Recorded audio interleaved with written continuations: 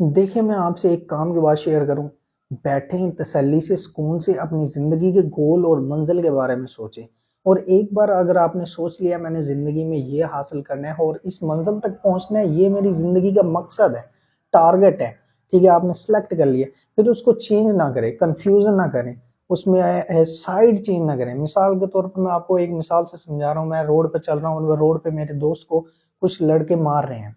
ठीक है, मैं देख लेता हूँ, अब मैं उसका दोस्त हूँ, मुझे तो उनके साथ मिलके अपने दोस्त की मदद करके तो दूसरे लड़कों को मारना चाहिए।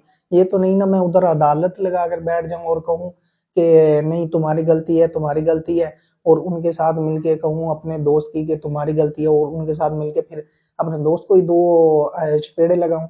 ये तो गलत है ना? नहीं, लेकिन वाली जो बात है ना वो गलत है, कन्फ्यूज़न नहीं होनी चाहिए। अगर एक साइड आपने सेलेक्ट कर ली है, फिर उसी पर चलना चाहिए। गोल अगर सेलेक्ट कर लिए तो उस पर पुख्ता हो जाए, इरादा कर लें, यकीन अपना बना लें और उसके लिए अपना काम शुरू कर दें।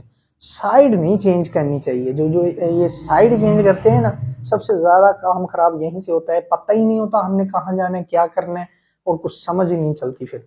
और कन्फ्यूज़न ये ज़्यादातर आजकल हमारी यूथ में देखने को मिलती है।